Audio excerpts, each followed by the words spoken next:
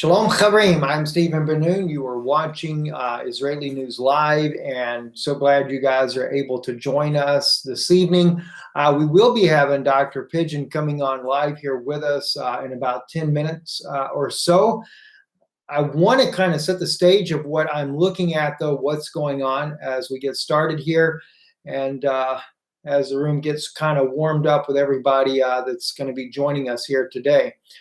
And by the way, those of you that are joining with us there, and I'll kind of remind you guys again in a little bit as the room fills up here, definitely a couple of things. One, if you like the broadcast, give us a thumbs up there. We get about 7 people consistently that always watch Israeli News Live that do a thumbs down. What's interesting, I believe they're all supposed to be Christians, and I did a video intentionally one day really lifting up the Lord Jesus. And it was so funny because all 7 of them were right there to put a thumbs down on it again. And I'm like, you gotta be kidding me. This is like, people that are just there for no reason. I don't know. I mean, listen, if I didn't like a program, do you think I would be there listening? There's no way. There's too much going on in life to waste time on nonsense. And I do not. My wife even asked me sometimes, you should look at this. And I said, why? I don't agree with what they're saying. So why do I want to waste my time? So anyway, I'm going to be sharing some things with you guys that's very controversial right now. And I'd heard about it. I mentioned it to you the other day that there are possibly American soldiers that were captured in Syria. And I found the article on it on Veterans Today. Now, Veterans Today, I kind of did a little research because I've used Veterans Today on multiple occasions. And people, at least from what you can see on the internet, some say that it's not a satire. The critics against them say they're not a satire, but some people say that they are conspiracy theorists. Well, they try to call me that as well, only because I try to point out the facts. But I will say this. One thing that is true is that there's something very serious going on in Syria. And I think the war between Russia and the United States, or Russia and NATO partners, not all of them, but enough of them, is really beginning to get very serious. And I think that's where we're headed. And so there may be some very serious truth. This is why there's being a lot of accusations of who is guilty of the chemical weapons attack inside of Syria. Russia saying it did not happen, the US saying it did happen, and possibly it was either staged or they had some people in a basement and poisoned them there. We shared with you already some very overwhelming evidence that even the medical student that was actually at the hospital, his own testimony, these guys run in with cameras into the hospital while they're treating people with smoke inhalation and say it's a chemical attack and start dousing them all with water. Well, that lets you know they're trying to make footage for the camera, okay? Let's get right into this, though. What's today's date anyway? The 14th, I believe it is. I know people always say, Steve, you need to announce the date. Either 14th or 15th. I forget which one it is. But anyway, of 2018. March, May. Gosh, forget it. Thank you, 14th. All right.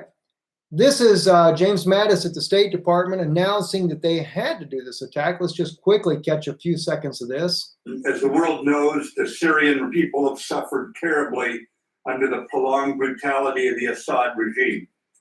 On April 7th, the regime decided to again defy the norms of civilized people, showing callous disregard for international law by using chemical weapons to murder women, children, and other innocents. We and our allies find these atrocities inexcusable. As our commander-in-chief, the president has the authority under Article 2 of the Constitution to use military force overseas to defend important United States national interests. The United States has vital national interest in averting a worsening catastrophe in Syria and specifically deterring the use and proliferation of chemical weapons. We'll kind of pause it right there. And I think if you kind of look between the lines there, it's more than one national interest that James Madison is mentioning there. And he's talking about one national interest that is more important than that of the alleged chemical weapons use there.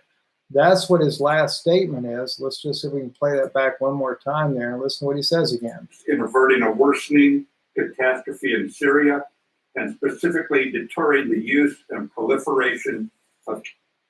But the first part was to avoid or avert a worsening catastrophe. All right. Well, let's take a look at Veterans Today and see exactly what they were reporting. And then I'm going to share with you some things that I was talking about yesterday. I pulled up some of the old articles there where we'd covered this once before as a possibility of there may be some truth to this article. Intel dropped Trump Bolton behind Syrian chemical attacks confirmed, according to Veterans Today. So it's not just Steve Bannon. In fact, I seen a video that I guess that Alex wasn't intending on having released where he went ballistic on his program, Alex Jones that is, over President Trump going to war with Syria. I mean, I can understand. You got to realize this is not over yet. And it may get much worse. We're just seeing the very beginning of what's about to happen. But anyway, somebody mentioned this. China saw there on their Miyu, I think, said that there, yes, that's something that Dr. Pidgeon is going to be bringing out. He's been following that pretty closely, what's going on with China and Taiwan. So we'll get in with that with Dr. Pidgeon in just a few moments here. Anyway, the Veterans Today is saying here that they'd covered aiding and abetting of terrorists by a U.S. coalition and by derivation NATO for some time now. We view its going on unchecked as a major national security threat to all countries. Unfortunately, Western corporate media with financial resources far beyond VT, which is Veterans Today, has played Mickey the dunce on this whole story, the case usually being that the respective country intelligence agencies have warned them to stay away from it all or suffer the consequences. VT has also followed closely the long series of false flag chemical weapons attacks, both sarin and military-grade chlorine, because we knew the Syrians would never be so stupid as to hand their heads to the U.S. coalition on a silver platter by doing something with no chance of any gain, but exactly the opposite.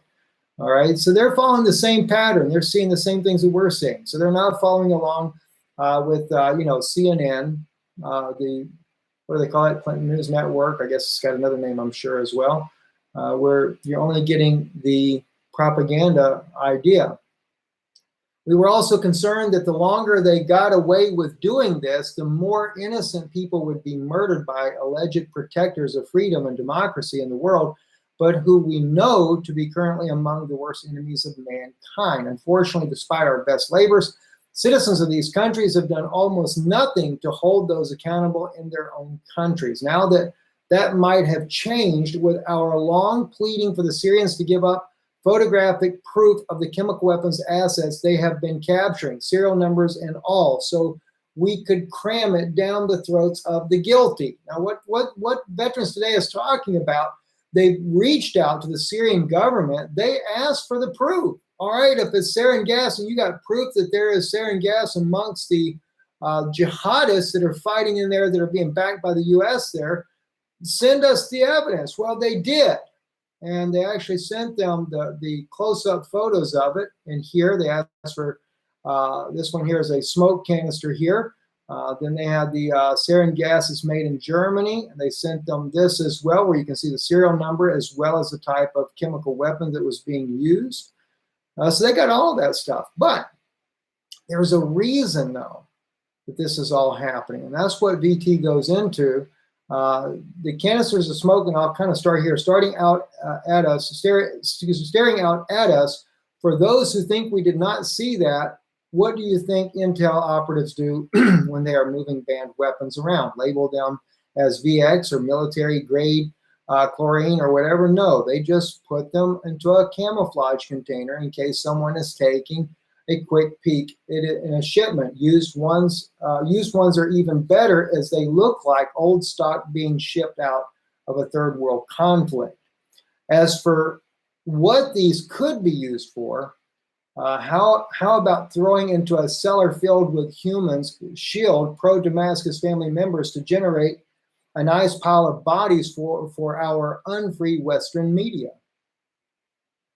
You know, I mean, if this doesn't remind you of the Holocaust in Germany, I don't know what else to call it. And isn't it odd that the chemical weapons are actually from Germany?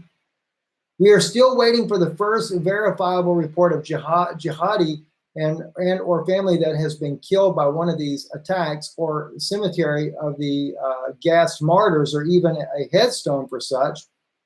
The amateur scripts writers forgot about that part. Kind of think that's nice. I don't know. Maybe VT watches Israeli News Live. If you guys do, let us know. Be curious about that, because you guys are saying the same thing we're saying. Of course, experienced Western journalists and all of your intelligence professionals, people have been aware of this, but how many have come forward for the people to blow the lid off of this glass hoaxing garbage when it is obvious, even if they were not involved, they are now stained for going along with it. Of course, if they did not have any of this stuff, they could just do Hollywood chemical weapons, the kind where you see white helmet people dealing with victims without even wearing any kind of face mask. Sure, but let's get into the reason why. I think this is it here. The Syrian Arab army, and with the help of Russian, captured a shipment of chemical weapons destined to eastern Ghouta. These were British weapons produced at Portendown in Salisbury. Russian suspects that the Skripal incident is related, as by their record, Skripal was working at Portendown as a chemical weapons trafficker in partnership with a Ukrainian firm. Russian denies attacking Skripal, but admits he was under surveillance for his activities involving support of terrorism in Syria and arms trafficking. I didn't know that. Russia also confirms that there are British, American, Israeli, and Saudi intelligence officers who were caught by the Syrian army in one of the heavy fortified operations rooms during the invasion of the Syrian army and all its allies in East Ghouta. That is the shocker. VT asked the Syrian government for serial numbers, close-up photographs of chemical weapons used. Syria sent them to us today. All right, that's what I showed you a second ago. To date, the Syrian army captured the following German-made poison gas shells shipped into Syria through Ukraine and Turkey and delivered to Jaish al-Islam by a US CH-53 helicopter, according to statements allegedly gotten from POW interrogations. What do you know? Isn't that interesting? Turkey involved once again in smuggling the chemical weapons inside of the country. And you guys already know. I mean, Aaron Erdem. You know, this is funny. When they say, oh, Steve, you're a conspiracy theorist. First, I'm not an Israeli. First, I don't live in Israel, so therefore I have no credibility as Israeli News Live, although I have lived in Israel twice. Then the idea that I'm not Israeli. Just to throw in some thought here about that. If you are an Israelite by blood, you're an Israeli. We're not Israelis because of the state of Israel that makes us Israelis. We're Israelis because we are born of one of the 12 tribes of Israel. We're born into this family. It's not that you have to have a citizenship tag in order to say you're Israeli. But nonetheless, at the Knesset, when I was there, last time I was there, I was offered my Israeli citizenship. I have been a little reluctant in accepting it for the simple reason is that would put me under a set of laws that might give them a leeway to try to arrest me for saying the truth that I try to tell you. Because we've seen it too many times in the Israeli government, people get arrested and held without even being charged. Don't care to go down that road. Anyway, back to the story here. So, Turkey had delivered to Jaish al-Islam by this helicopter here. Then they go into here. American, British, and Israeli military personnel captured in Syria have confirmed they were ordered to stage chemical attacks in East Ghouta by their governments. Now, I can't confirm what I'm reading to you guys, okay? All I can tell you is this is what Veterans Today is reporting, and that's why I was bringing up the idea, you know, they say Steve's a conspiracy theorist. You know, I share with you Aaron Erdem and what he said. Aaron Erdem is a parliament member of Turkey that exposed with the evidence Erdogan in cahoots with the CIA. Now, he doesn't use the CIA because he didn't know the CIA was involved in it. It was Seymour Hersh that uncovered that part. Actually, it was an American, a girl journalist that uncovered that. Seymour Hersh just picked up on it because they killed her. So it's not the first time Turkey has done this. So the evidence is in the favor of the Assad government that what they're saying has a lot of weight to it. Because with the Turkish government, it's not it's not circumstantial evidence. It is hardcore evidence that they have. Caught the ISIS militants red-handed, and they're saying that it was Erdogan that gave them the go-ahead to take the chemical weapons into the country. So now it becomes circumstantial evidence in this case here, because we see that it's been done before, and of course we don't know because we're Veterans Today is saying that this is the narrative that has been shared with them. So we move on.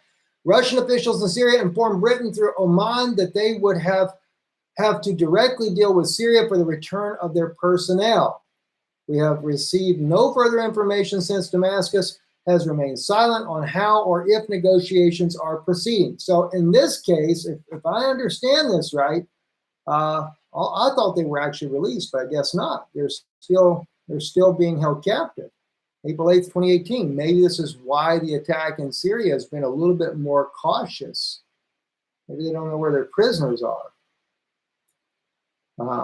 And let me tell you something. I'm not happy to see the British and Americans are being held captive in Syria either. I mean, if there's anything that we could do on Israeli News Live that would help secure their release, believe me, we'd gladly do it. But I am disappointed in the United States that they would be willing, and Britain that they would be willing to carry out chemical weapons attack inside of Syria only to justify a war. You know, that's the shame. But the Americans being captured there, they're Americans. These guys are carrying out orders that, you know, they don't have much of a choice. You ever been in the military, you know what I'm talking about. You don't have much of a choice. The recent gas attack in Syria, timed as the last terrorists were surrendering for relocation inside of Douma region in the Ghouta pocket, was planned personally by the nominated presidential advisor John Bolton and President Donald Trump personally, according to the highly placed sources. Our sources in Russia, highest level, told us that the attack was coming based on information they received from U.S. and Israeli prisoners taken in eastern Ghouta after an evacuation attempt failed. By the way, and I'll save time on this, when they did the evacuation attempt, and it was really odd because I wondered about this. Remember the helicopter crash in California where they had the soldiers die in it and the U.S. was really upset over that? Here it is right here. The Marine Corps has identified 4 Marines killed on Tuesday in a CH-53E Super Stallion helicopter crash near El Centro, California. The Marines were assigned to a Marine Heavy Helicopter Squadron, the HMH-465 Marine Aircraft Group 16, 3rd Marine Aircraft Wing at the Marine Corps Air Station in Miramar. All right. Now, when that helicopter crashed, I didn't even actually speak about it. I don't think I did. I wondered if this could have happened somewhere else. I just could not help but wonder if that was the case. Well, according to this article here, it did. It actually happened in Syria. Other U.S. casualties were listed as U.S. Air Force F-16 that allegedly crashed at Nelis Air Force Base in Nevada, and up to 6 Americans who the U.S. were killed by who claims were killed by Kurdish forces in north of Syria.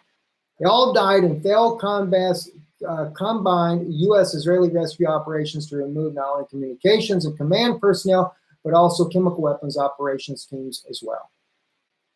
This is what's alleged. Now, quickly, before we bring Steve on, and Steve, if you're watching, God bless you, my brother, I'll go quickly. This is actually on ArabNews.com. They're quoting Nikki Haley. I only brought this up quickly because someone had posted in the comments there that Russia vetoed 7 times this week the UN resolution by the United States to be able to bring in inspectors to inspect the area in Douma for the alleged chemical weapons attack. That's not what Nikki Haley actually said. Russia had vetoed 7 times at the United Nations, or was it 12 times? Maybe that's what it is. Let me get the numbers right here. 7 members, okay. Nikki Haley, Russia for its inclination to protect one person in Syria, referring to the Syrian President Bashar al-Assad. Haley said that Russia's act will be recorded in history as it is the 12th time Russia used its right to veto the draft resolution over Syria since the beginning of the trouble in Syria 7 years ago. Had it backwards there. 12 times. But in the comment section, they were trying to really blast me and say that, it was 12 times this week. And I knew that that was not correct. But by the way, they both were vetoing each other's resolution. Russia would prepare one, U.S. would prepare one, and they vetoed each other's resolutions on trying to bring about a way to do this chemical weapons evaluation. Same thing with Khan Shaykhun. The U.S. had control of the area and never, ever allowed anybody from Syria or Russia to have any part in the analyzing of the evidence that was there. Totally messed up situation. But moving on real quick here. U.S. admits carrying out airstrikes that Russia says killed 62 soldiers. This was the one that happened in 2016. This is what I was talking about. And by the way, I only bring this up for a couple of reasons. Right after that happened near Deir ez-Zor back in 2016, I think it's September 22nd. In fact, I think we were one of the first news agencies that actually reported that particular bombing. And it was not 62, it was actually 80 were killed, 69 were Syrian soldiers, and the other 11 were Russian soldiers that were embedded with the Syrians there. And Russia was on the phone for 2 hours trying to get the Americans to stop. And while they were bombing Russian and Syrian soldiers there, they were doing it so that they could advance their ISIS teams that was on the ground. Later, they come out and say, oh, we're sorry, we were trying to get ISIS. We didn't know, very sorry that that happened. But Russia retaliated, and they used a bunker buster.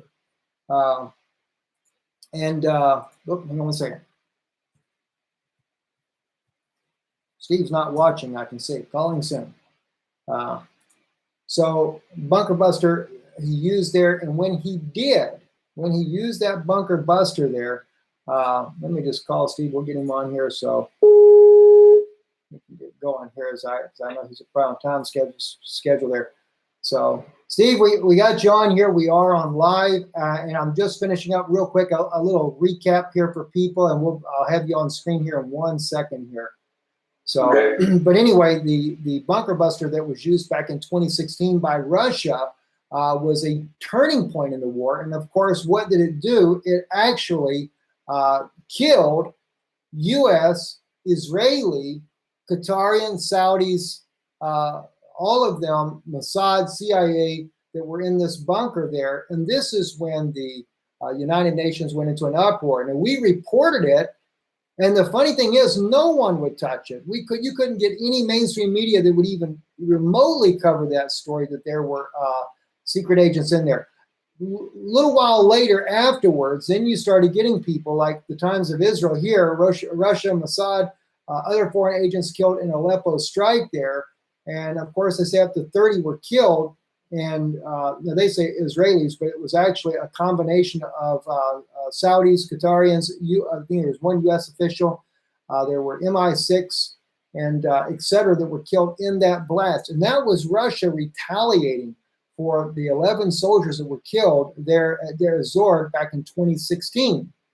So it's been a tit for tat, back and forth. There have been soldiers killed on both sides. When the U.S. comes out and said that they killed all these Russian soldiers, and now even Mike Pompeo said that they killed 200 soldiers there again near Deir ez-Zor just recently here in 2018, it is a tit for tat. But what's odd is you're not hearing about Americans being killed, except in some of the offbeat or I shouldn't say offbeat, but those media sources, alternative media sources like ourselves that are actually bringing these stories out to you guys. So it is a very, very serious situation that's going on in the world. It does not look like it's going to get better. This may look like a pinprick right now, but the question is will they continue the airstrikes, and what else might happen with that? So let's bring Dr. Pidgeon on here with the Cepher Publishing Group there. Steve, very glad to have you. And we are live here, got close to 2,000 people watching right now. And I know you've got a lot of information about what's going on, and as well, not only what's going on with Syria, but also with China and Taiwan. I did see the other day where there was China had brought in, what was it, like 40 something ships it was, to show they're flexing their muscle around their islands. You know, you think if they call it the China Sea, then why is there a dispute about whose water it is? So anyway, go right ahead, Steve. Glad to have you on. Oh, thank you, Stephen. You know, we're in momentous times right now. The last night triggered a complete change in all international relationships, and very significant. And I believe it also changed domestic relationships and our domestic understanding of President Trump and what he was willing to do. I mean, I think the gloss is off. We now know his objectives, and we now know where he is in terms of what his campaign promises were to get us out of Syria and to stop mindless wars. Instead, he spent tens of billions of dollars on this operation that culminated in these missile strikes last night.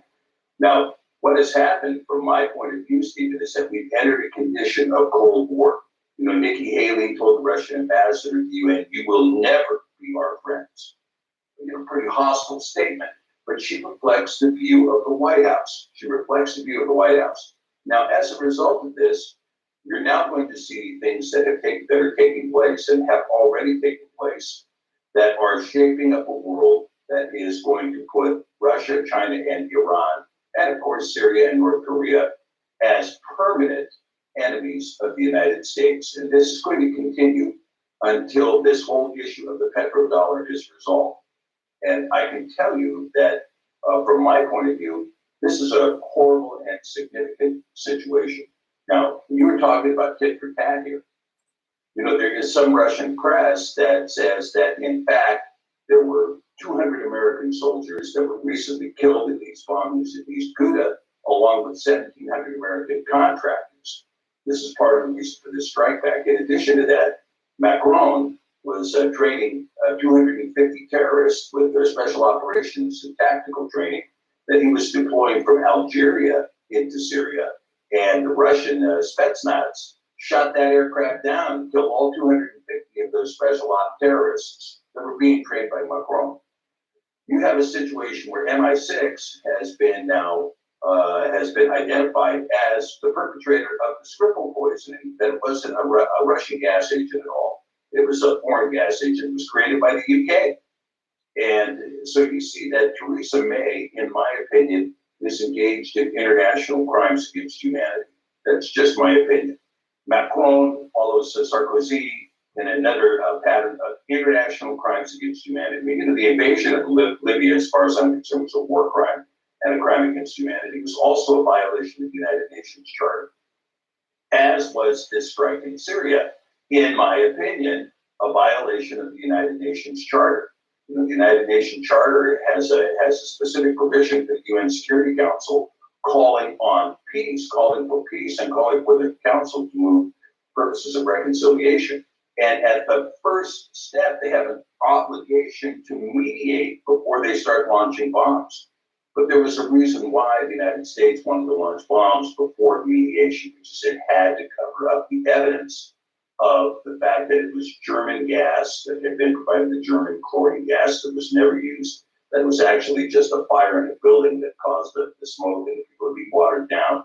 The White Helmets used it to their advantage. The White Helmets, by the way, is an organization funded by the Open Society Foundation, which is a Soros NGO. So a lot of Americans keep in mind that Donald Trump launched an invasion of a sovereign nation who has done nothing to the United States ever last night. And he did so on the basis of a report that was given to him from a group that was funded by George Soros, operating on behalf of international terrorists in Syria. That's extremely significant. And it tells you who the president is. Now, it not only tells you who the president is, but it also tells you who America is. You know, America has gotten to a point now where, I've isolated a couple of points on this, Stephen, and I think it's something that we need to know. The U.S. holds the opinion, as do its leaders, that it is above the law. Well, of course it does. Look at the situation in the United States. We have this fellow Q, or this agency Q, which in my view is a psyop, telling the whole world that, oh, we're going to drain the swamp. Oh, we've got 28,000 sealed indictments. Oh, all of these people are going down. None of them have been indicted. None of them. The people who worked at the Uranium One deal selling our uranium to the Russians, none of them have been indicted for none of that. All of the stuff that was going on with Huma Abedin and all the leaks of American intelligence on wide open servers, nobody's been indicted. Nobody's been indicted, and nobody's going to be indicted because the political class is above the law in the United States. And now they're claiming by use of military force they're above international law as well. We're special. We don't have to abide by international law. We don't have to abide by we don't have to abide by the Hague Conventions. We don't have to abide by the Geneva Conventions. We don't have to abide by the UN Charter. We can bomb people whenever we want. If we want to steal their oil or steal their gold, we bomb them. End of story. The U.S. is prepared to act with military force against much weaker nations without a proper adjudication of the facts. Now, this is the current case, the domestic situation in the United States as well. We're no longer under rule of law in this country. I mean, we have prisons that are operating on a for-profit basis where a governor could be fined $3 million for failing to fill the prison. Well, it doesn't make any difference if the people are guilty or innocent. We have a stock price that has to be met. Put people in that prison. We have a court system that is obliged to fill the prison and obliged to its contractual relationships rather than obliged to adjudicate the law. So you have a total lawless condition in the United States. The U.S. is lawless. Now, this should be no surprise to those people who are of the called out remnant of the seed of the woman, knowing that you are to have the testimony of Mashiach and the keeping of the commandments. But yet the churches in the United States have taught cheap grace and running around and doing lawless things. And now we have an entirely lawless nation. So what do we do? The U.S. is completely lawless. It has returned to feudalism. We have bullies sitting in the White House who are under the impression that they can bomb weaker countries whenever they want and just move and make any claim they want without any international adjudication of the facts whatsoever. And then go so far as to commit and stage the crimes themselves and then bomb the area where the crime was committed to cover it up and are under the impression they can rewrite history. That's what the situation is now, Steve, in my opinion. You know, for you guys that are watching, Steve is actually holds 2 doctorate degrees in law. He is an attorney. I don't know if are you still practicing, Steve, or are you retired now? Or? Well, I'm semi-retired, Steve, and I still have, I'm doing a murder trial right now that is still ongoing. And I have a few other clients that I'm representing. But other than that, I'm semi-retired now. So I bring this up because I was sharing, Steve, with the people yesterday about a little bit about my past. I don't go too deep into that, but with the fact that, I did law enforcement for 7 years, 2 years as a uniform officer, and then the other 5 years as undercover work I did. And I began to look at the situation, what's happening in Syria with this chemical weapons that have been used there, and the evidence, especially what Russia, because Russia is actually sharing their evidence. The U.S. allies, France, the UK, they're not sharing their evidence. They're just saying they're guilty, we got the facts, and all this kind of good stuff. I guess they're waiting for their release of their prisoners so they can get the fabricated evidence to be able to share with the world. But the point being is, as I looked at this, I began to start to see the circumstantial evidence, not just circumstantial evidence at this point now, but you actually have real evidence that implicates world leaders right now on the stage as accessory to a crime. Can you kind of weigh in from that aspect? If you were looking at this, and I realize we're dealing with an international law, not a state statute or a county statute or anything of that nature there. But when you have nations, in the case where I was reading to the people from Veterans Today, they were talking about the British government actually behind in coordinating this chemical weapons attack that was done in Eastern Ghouta province there.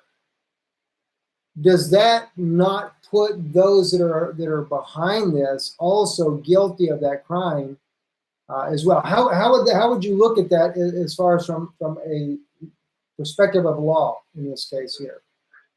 Right. Well, there are both international and federal statutes that govern this. Okay. First of all, you have the law that came out of the Nuremberg trials in 1947 that declared certain things to be crimes against humanity and certain things to be war crimes. You know, the invasion of a sovereign nation who's in the middle of a civil war that we have provoked is an international war crime. And to use gas that has been criminally prohibited by the Geneva and the Hague Conventions is, of course, an international war crime. And I have seen the same documentation showing MI6 involvement in whatever gassing took place in Duma, assuming that there was a gassing, although Russians haven't found any evidence of it. But let's say there was a gassing, and let's say there were casualties. If there were, then those casualties were, the result of a gassing that was using German gas that was supplied in there by MI6 and staged by MI6. Now, this becomes very important because you have to ask yourself the question, what is Theresa May doing and why is she doing it? And I think a big part of it is that even though all of the Brits want Brexit, they want out of the EU, the leadership of the EU does not want it to happen. And now the British leadership is regretting its Brexit. So they are now trying to accomplish all kinds of things to alienate Russia in order to thwart Brexit and to force the UK back into the EU. But it's an interesting thing because the Germanic nations have recused themselves from this operation. The Germans and the Danes and other nations have said, we're not taking part in any of this business in Syria. The French have been willing participants, Macron, and which, in my opinion, was an illegally elected president in France, and Theresa May, who lied to get her position as prime minister. So, yeah, are there crimes being committed? Yeah, there are international war crimes being committed, and there are crimes against humanity being committed. And when you come in and you bomb these places in order to cover up the evidence, that's aiding and abetting the crime. It's right. It's aiding and abetting the crime after the fact. And so this is what's going on now. So yeah, you have this, have you got a body of crimes going on? Yes, you do. Now, in addition to that, there is a thing called the War Powers Act in the United States that delineates a certain amount of power to the president to engage in military operations offshore.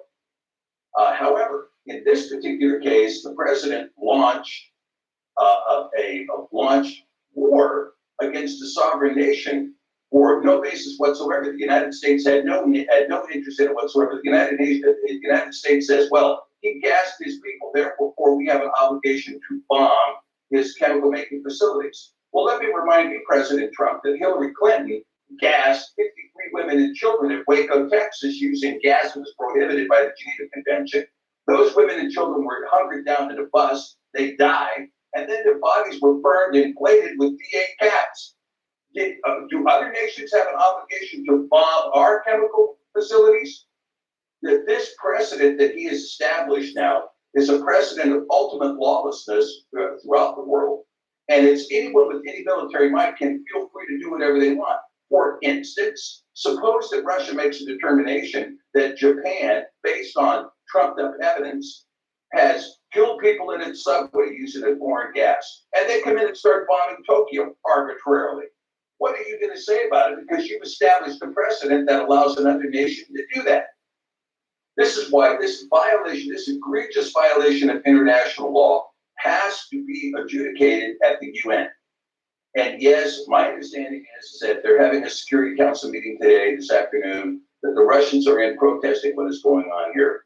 And the fact of the matter is that the box that President Trump has opened is Pandora's box, and it will not be closed. It will not be closed.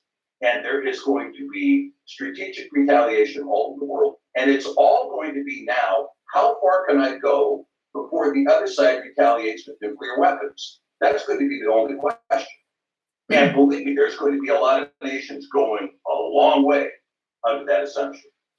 I can definitely see that happening, that scenario playing out. And the other thing is too, Steve, one of the first things that came to my own mind, and I'm sure I've actually seen it already on Twitter as well, different news articles there, like Vanessa Beeley, Ava Bartlett, the issue of the U.S. saying that they actually bombed the chemicals weapons facility as well as the storage facility, both the where they make the chemical weapons as well as where they store them. They said they have taken both of those out. How much of insulting of the American public's intelligence does it take for them to think that we're really supposed to be stupid enough and gullible enough to believe that they took out a chemical facility in a densely populated public area and not cause massive loss of civilian life, again, by hitting a storage facility of chemical weapons? I mean, if you blow up, say, one sarin gas or one chlorine gas bomb in an area and you were to get, in reality, a truly mass loss of life, say like in 2013, when Erdogan was in behind, at that time, Prime Minister, according to Aaron Erdem, former parliament member of the Turkish government, saying that Turkey had the blood of the children from 2013 on their hands. We had, what, about 100 deaths as a result of that? Just one sarin gas. All right, so if Syria really did have a stockpile of chemical weapons in this facility that the U.S. says, oh, we took it out, by the way, while we were over there, I would suppose that we would probably have a catastrophe of thousands of lives lost as a result. So we know that this is just, I hate to say it, but a crock. Well, the OPCW just a few years back went in and supervised on behalf of the United Nations the complete destruction of all of Saddam's chemical weapons. By the way, the chemical weapons that were in Syria were the chemical weapons that we gave to Saddam Hussein for purposes of killing Iranians back in the 80s. I mean, the former Secretary of Defense, Rumsfeld, admitted it outright. He said, there's weapons of destruction in Syria. We know because we gave them to him. What was he talking about? He was talking about chemical weapons. The chemical weapons were safely transported out of Iraq over a period of 8 months into Syria for storage. All of those chemical weapons, U.S.-made chemical weapons, were all given up by Bashar al-Assad 2 years ago under the supervision of the OPCW and the United Nations, who checked it off and said, we've got it all, thank you, check the box. And so we went over and destroyed, what, an aspirin factory like Bill Clinton did in Sudan back in '96? What do they call it, a chemical factory? Exactly. So, now, Steve, at this point here, and of course, I would also say that the way they went about doing their attack in Syria also kind of are two issues here. One, the Syrian government did a fairly good job of knocking down some of these missiles that were coming in. It seems they did it pretty much on their own. And secondly, another issue that kind of comes to my mind, the way the attack was carried out seems to suggest that the U.S. and the British and French were very concerned about possibly hitting a location that could maybe actually have prisoners, as far as U.S. and British prisoners there. It wasn't just an all-out war attack, overthrow the Syrian government. So that's another issue. I mean, or were they maybe trying to target where they think they might be, where they could weaken an area so they could get to their people? That's another interesting topic. Sure, and there's special ops all over the country. But the question is this: under the War Powers Act, the president has 120 days to report to Congress acts of war taken against another nation to get congressional approval to say, what are we doing here in Syria? And the overwhelming opinion of the United States, the last time I saw a poll, was 85% of Americans were opposed to war operations in Syria. Nobody wants to spend another $5 trillion on a meaningless, useless war where we're going to go in order to make the defense contractors wealthy, and we expend 20, 30,000 American lives or more. At the end of the war, everybody comes home and says, okay, we made enough money on that one. What's the next little country we can beat up? Nobody's interested in that. And Americans all know what the game is. Nobody is interested in that. And the president had a duty 120 days after taking office, since he knew there were special forces in Syria, to report to Congress. He didn't do it. It's a violation of the War Powers Act.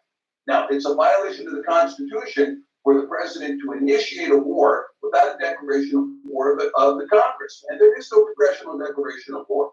So just exactly what is going on here and who's working for whom.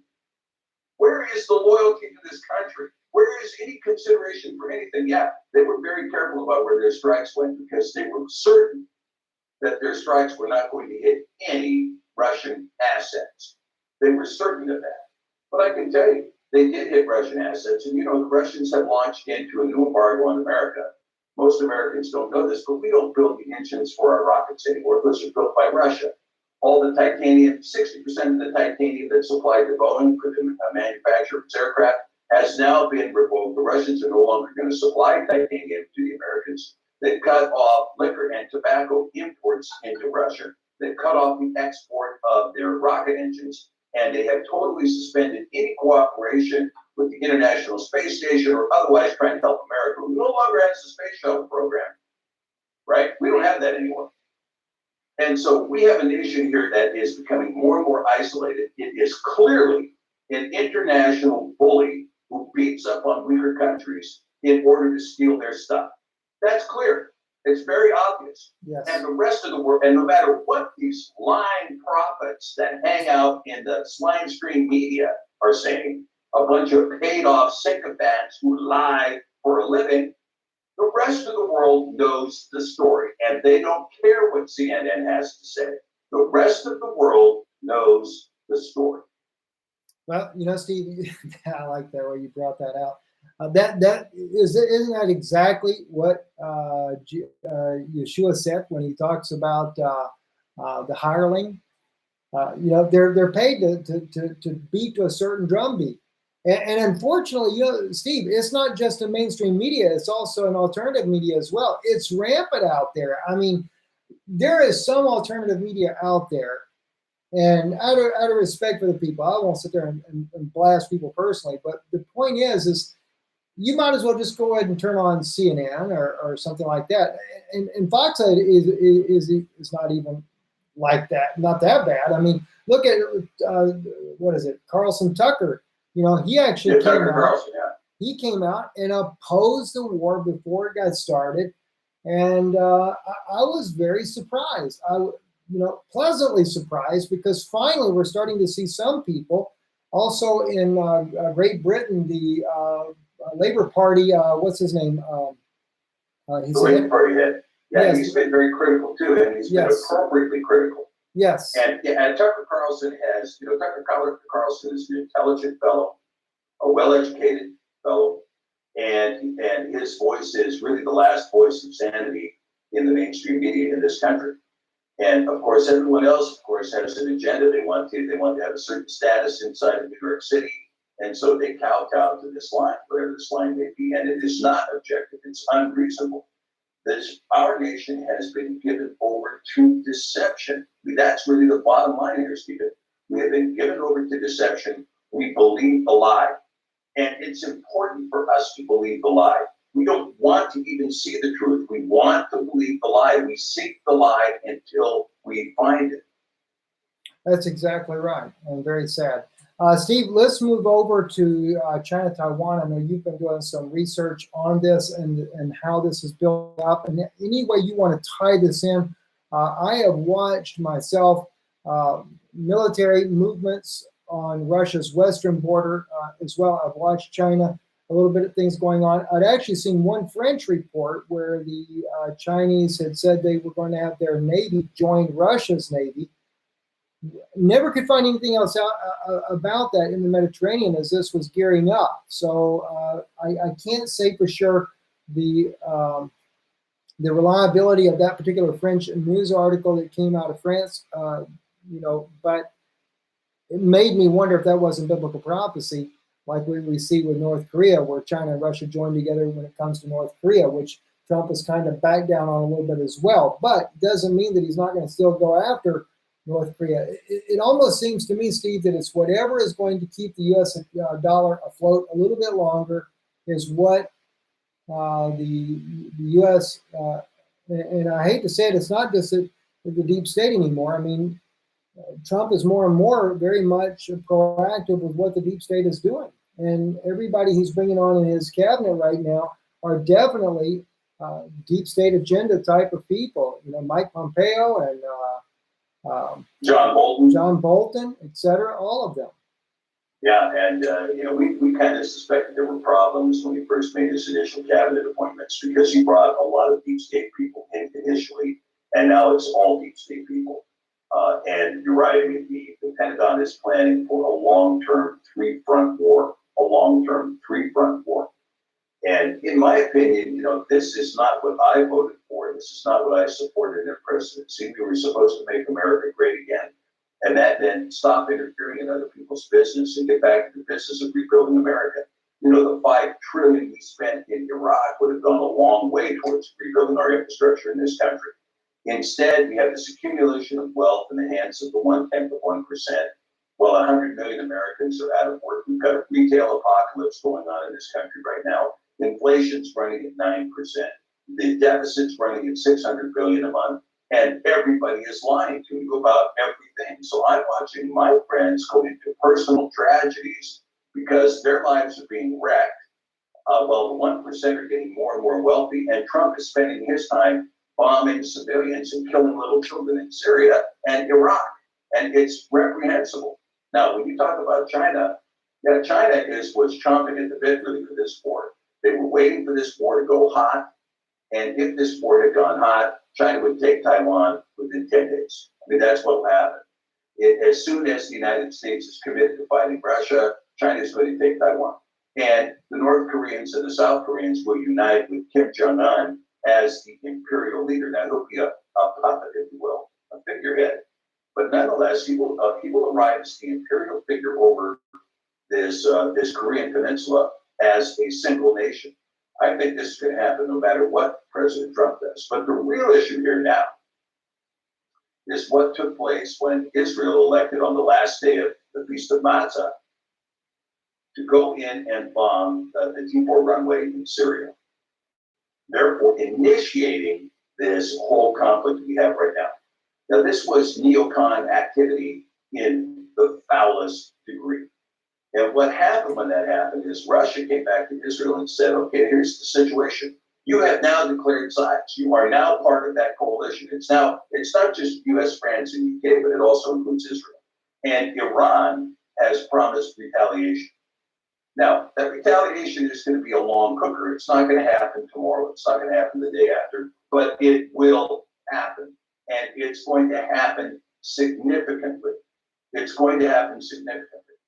And as you mentioned, when you look at that prophecy that appears in Isaiah 17, you know, when you go down the path of the fortress of Ephraim being destroyed, which in my opinion also includes the United States, you get down to this leanness that is going to come upon Israel. And that leanness is coming as well. So there's a whole bunch of prophecies that are lining up here. But where China is concerned, on the first day of Aviv, and under the biblical calendar, you saw China launch the petro-yuan. Now, the petro-yuan was launched successfully. China is the largest importer of oil in the world. Russia is the largest exporter. They're not going to transact in US dollars at all. The next thing I expect to see happen is China is going to dump its nearly $2 trillion in petrodollars. They're going to dump those on the market. Well, there's still some value left because there won't be soon. We have an inflation rate that's going to spiral out of control in this country, and it's going to spiral very quickly. I mean, once it goes, it goes. And the petrodollar is falling off the cliff. No matter how many weak people Trump bombs, the petrodollar is still going to fall. You know why it's going to fall? Because he has failed to make America great again. That's exactly right. That's exactly right. You know, see, there's been a lot of people had high hopes, whether they voted for Trump because of what he was standing for, but he has actually done everything opposite of what he said. I was skeptical but optimistic because I saw his words, his verbiage about Syria, about Russia, lifting of the sanctions, etc. You know, and the thing is, everything that he has stated practically, he has done absolutely the opposite of. And I know those that are still defending President Trump are pretty much doing it based on Well, he is kidnapped by the deep state and they are forcing him to do what he's doing. I question that because of his relations with the Vatican and what was being said at the inauguration, and with Hillary Clinton sitting there and them joking and laughing right there, and then the host of the night that evening says, you know, Trump and the Pope had a little bit of a rift during the campaign, but Trump knows what he must do to fix that. Right. And what it is to fix that is to participate in this unholy trinity of Rome, London, D.C. in controlling the Western world under the dictates of the pontiff. Yes. And so, you know, as a consequence, I mean, we really begin to see this whole thing in its full-blown operation. And ultimately, I'll tell you, I think you're going to see events culminate very quickly here because, again, we've had a failure of loyalty to the nation of the United States. All these people, you know, they take an oath to support the Constitution, which is a document that is long since dead in this country, long since dead. But they get in office, and then the goal of being in office is to stay in office and collect a federal paycheck. There's no goal to support the United States, to rebuild the United States, to represent the people that put you in office. That doesn't exist at all. We represent the corporation that funded me, not the people that elected me. We don't have free and fair elections in the United States anymore. We don't have the rule of law anymore. We don't have a judicial system that's free from corruption anymore. We don't have police departments that are free from corruption anymore. And we have no federal law enforcement agency that isn't in the middle of all of it. I mean, come on, you know, when you're talking about James Comey and Mueller and Clapper and Brennan and all these of these guys were on the inside of these, whether you're talking about smuggling weapons to drug cartels in Mexico, whether you're talking about arming and funding and training ISIS, and the same people that shot and killed 5,000 of our troops in Iraq are now on the American payroll, and we're funding them, supporting them, getting them medical care, backing them up with helicopters and airstrikes, and now we're striking Syria on behalf of who? We're striking Syria on behalf of these ISIS militants who were in Duma, who were parading their hostages around in cages. The little children that you saw gassed, those same ISIS terrorists had those little children in cages and were parading them up and down the street. And this is who President Trump elected to spend tens of billions of dollars defending and risking World War III with Russia. That's exactly right, Steve. And the thing is, what people don't realize is that if a war breaks out with Russia over the Middle East, it will be a nuclear war because Russia does not have enough assets in the Middle East. They're not on their home turf to be able to wage that battle there. And Putin, to me, is far more of a statesman than President Donald Trump. I mean, Donald Trump, he runs his national affairs via Twitter. And, you know, it is one of the strangest things I've ever seen in a president is to run his national security. Everything that he does is ran by Twitter. He even fires his staff by Twitter. So, you know, Twitter can be a good resource as finding out what's breaking with individuals around the world that share their personal experiences that are going on, but it's definitely no place to be talking to the people around the world to say, by the way, we're going to be launching our smart bombs at you and Russia. Honestly, I really felt like I was dealing with a multimillionaire spoiled little brat, you know? Yeah, I really think that's right, Stephen. I think, you know, I mean, it's like World Wrestling Federation. You know, he was out doing a World Wrestling thing. Oh, we're going to launch some missiles, and then I'm going to come over with a folding chair and smack Bashir al-Assad on the back of the chair and knock him out of the ring. You know, the only difference is that he's talking about risking the lives of 300 million Americans in a nuclear holocaust. Yes. You know, the Russians put 40 million of their people in underground shelters 2 days ago. Yes. So this is serious business, and the seriousness of it all is that, you know, I know it's nice to be bellicose, you know, scratch yourself, I'm the tough guy, come out there with your whole thing, but you're talking about risking hundreds of millions of people, and if this Holocaust actually occurs, the Northern Hemisphere is going to be uninhabitable. Now, if it goes to that full extent, which it probably won't, but I can tell you the way it stands right now is launching cruise missiles into Syria. If that's the end of the statement and you retreat out of there, will your presidency survive? I don't think so, because you have deep state people, the same people you're in bed with, right? The same people you're in bed with want your head on a platter. Yes. And Steve, the thing is we are so close to a nuclear war with Russia right now. It's not even funny. And I don't know how much longer this is going to go on. I have no idea. I'm sitting here watching daily to try to figure out, to wrap my head around this, exactly trying to figure out what's happening and what's going to be the next move by the United States. Because I was actually surprised that Trump struck when he did, because the State Department was just saying the day before, we're waiting for the evidence that they got our OP, can we get the word right?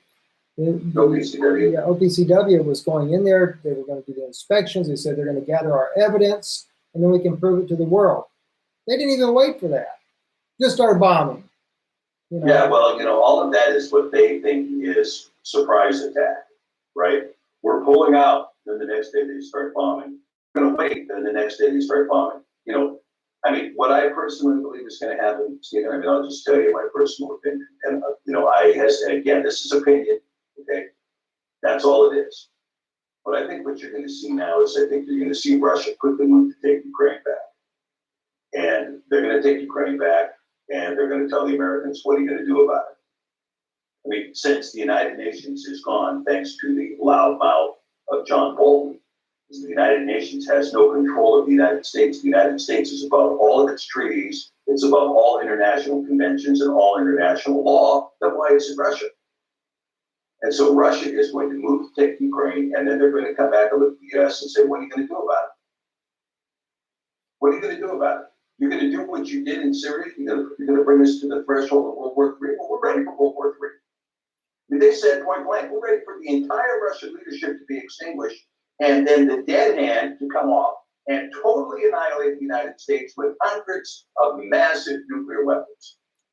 2 points, Steve. Do you think if they do this, do you think that they will try to reinstall Yanukovych back into the government there, or once they take Ukraine, or do you think that they'll just totally set it up as a new state? And then secondly, one thing, because you brought this up a moment ago about Russia and their citizens going into the bunkers just this past week. One note on that, and then I'll let you kind of close out for this broadcast. When it comes to true caring for a nation, as you brought out, Trump basically is showing no regards to the American public and putting the American public at danger. But when it comes to Russia, you're sitting here and listening to Russian news and watching in detail as the Russian government is preparing their citizens for a worst case scenario that they could end up in a nuclear war, and giving them step-by-step instructions for their people what they need to do to prepare. What will last? Rice will last 8 years. Water is the most important thing you must have. Go get your iodine while you can. Their news broadcasting it all over the nation because they're that concerned that we're that close to a nuclear war. And in America, we're given a lie. Yes. That's the difference. In America, we're given a lie. I think Yanukovych will probably be reinstated because Russia can come back and say, look, the regime that was put in Kiev was an illegal overthrow by foreign operatives who have continually violated international law, have no respect for the standards created after World War II, and they instituted and placed in power a Nazi regime illegally in the nation of Ukraine, and we're reinstating the rightfully elected president of Ukraine. It's a great international argument. But what's the difference? The fact is that there is no diplomatic relation here to be restored or to be catered to. There's not. There's no diplomatic relations. All the diplomatic relations were destroyed by Nikki Haley and the expulsion of Russian diplomats. There is no diplomatic relations. So as a consequence, everything is going to be pushed to the brink of war. And that's what's going to happen. And eventually somebody will pull the trigger. And then these pompous, crotch-scratching generals of the Pentagon are going to find out exactly how underpowered their defenses are. It is definitely coming. Steve, thank you so much for joining with us. Guys, Dr. Steve Pidgeon with the Cepher Publishing Group. You can visit their website as well, cepher.net, CEPHER, as you can see on your screen here and behind me. Dr. Pidgeon and Brad Hopkins, the entire team that they have there working together, they publish the sacred scriptures with the original translated language, I should say the names and stuff, biblical names, such as instead of saying Joseph, you would have Yosef, etc. Those type names in there, as well as bringing back some of the books that were once part of the sacred scriptures. So a lot of different things they do there. You check out their website. You can order it there. If you put INL in for a code there, you can also get a discount if you decide to order any of the printed material that comes from the office there. Steve, any closing remarks here? Yes, I've got one closing remark, Stephen. And actually, you said to me, and I'm going to join you in this remark, I am officially off the Trump train. Yes, it has to be that way. I hate to say it. I mean, I think Alex Jones took off the train as well today. I saw a video that he did that I don't know if it was intended to be on the air or not, but he went ballistic. And for the virgin ears, there were words said that you've probably not heard in a long time. But anyway, it's serious, though, guys. It really is. We don't need, how are you going to make America great again in the wave of one here? I mean, the first thing that he does is sell millions and billions of dollars to the Saudis in weapons. That was probably to help pay off the debts that we owed the Saudis. Who knows? But you want to make America great again. Put the factories back in the country. I hate to say it, I'm Jewish by birth. Get all the Jewish manufacturer guys that you took your stuff to China or Mexico, bring the factories back here. That's what would make America great again. And that's just the truth. I've got friends that actually own. I have one friend that owns the factory in China. So I already know all about how that works there. That's how you make America great. Instead, we're making China great. Maybe we all have to move to China eventually and live under communism. Anyway, shalom. God bless you guys for watching. We enjoyed being with you as live today. And don't forget, thumbs up the video. That's really, somebody told me that's what makes these videos really get watched a lot. The more people that click on that thumbs up button there, that gets people, that gets this video going viral on the internet there. And as I say it, Steve, the numbers are just climbing. We're fixing the top. We already topped 800. Headed to, I think we'll make it to 1,000 here in just a second. I never knew all about that, but somebody told me that the other day. The more you thumbs up the video, the more people, YouTube makes it go more viral. We're fixing the top 900. Something is 200 in just a few seconds. Yeah, we might hit 1,000 before we even leave. So, if you like Dr. Pidgeon, thumbs up that one as well. So let's see if it ticks up a little bit there. Wow, Steve, look at there. You got so many ticks there in just a few seconds.